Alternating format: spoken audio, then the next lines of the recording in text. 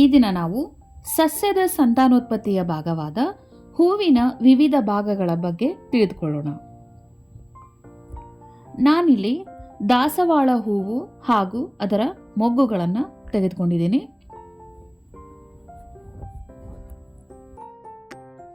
ಸಾಮಾನ್ಯವಾಗಿ ನಾವು ಬಣ್ಣ ಬಣ್ಣದ ಹೂಗಳನ್ನು ನೋಡಿರ್ತೀವಿ. ಆ ಹೂವಿನಲ್ಲಿರುವಂತಹ ಹಸಿರು ಭಾಗ ಅಂದರೆ ಸಣ್ಣ ಎಲೆಗಳ ರೀತಿಯ ರಚನೆ ಇರುವಂತಹ ಹಸಿರು ಬಣ್ಣದ ಭಾಗವನ್ನು ನಾವು ಪುಷ್ಪ ಪತ್ರ ಅಂಥೇಳಿ ಕರಿತೀವಿ. ನೋಡಿ, ಇದು ದಾಸವಾಳ ಹೂವಿನ ಪುಷ್ಪ ಪತ್ರ. ಪುಷ್ಪ ಪತ್ರವನ್ನು ನೀವು ಸರಿಯಾಗಿ ಗಮನಿಸಿದರೆ ಮಕ್ಕಳೇ, ಒಂದಕ್ಕೊಂದು ಅಂಟ್ಕೊಂಡಿದೆ. ಈಗ ನಾವು ಅದರ ದಳಗಳನ್ನು ನೋಡೋಣ.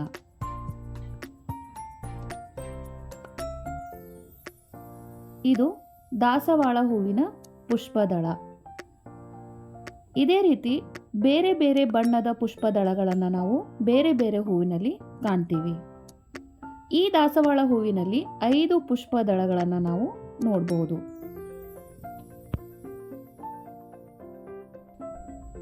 ಈಗ ನಾನು ಇದರ ಉಳಿದ ಭಾಗಗಳನ್ನು ಗುರುತಿಸೋಕೆ ಇದನ್ನು ಅಡ್ಡವಾಗಿ ಸೀಳ್ಕೊಂಡಿದ್ದೀನಿ. ನೋಡಿ ಮಕ್ಕಳೇ, ನಿಮ್ಮ ಪುಸ್ತಕದಲ್ಲೂ ಕೂಡ ಹೂವಿನ ಭಾಗಗಳ ಗುರುತಿಸೋಕೆ ಇದೇ ರೀತಿ ಚಿತ್ರವನ್ನು ಕೊಟ್ಟಿದ್ದಾರಲ್ವಾ? ಗಮನಿಸಿ.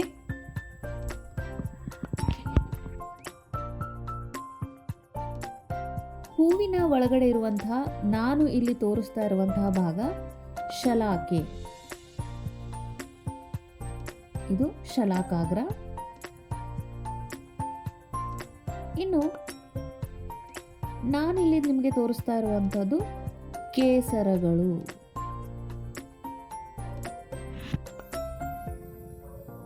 ಈ ಕೇಸರಗಳು ಹೂವಿನ ಗಂಡು ಭಾಗಗಳಾಗಿವೆ. ಇಲ್ಲಿ ನೋಡಿ, ಸಣ್ಣದಾಗಿ ಹಳದಿ ಬಣ್ಣದಲ್ಲಿ ಕಾಣಿಸ್ತಾ ಇರುವಂತಹ ಇವು ಕೇಸರಗಳು. ಇದು ಶಲಾಕೆ. ಶಲಾಕೆಯು ಉದ್ದವಾದ ಒಂದು ನಳಿಕೆಯಂಥ ರಚನೆಯನ್ನು ಹೊಂದಿದೆ.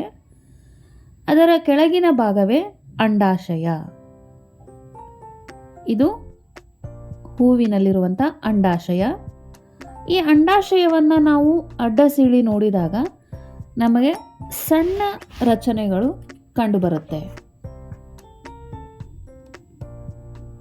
ಸಣ್ಣ ಸಣ್ಣ ಮಣಿಗಳ ರೀತಿಯ ರಚನೆಯನ್ನು ನಾವಿಲ್ಲಿ ನೋಡ್ಬೋದು. ಇವುಗಳನ್ನು ನಾವು ಅಂಡಕಗಳು ಅಂಥೇಳಿ ಕರಿತೀವಿ. ಇವು ಹೂವಿನಲ್ಲಿರುವಂತಹ ಅಂಡಕಗಳು.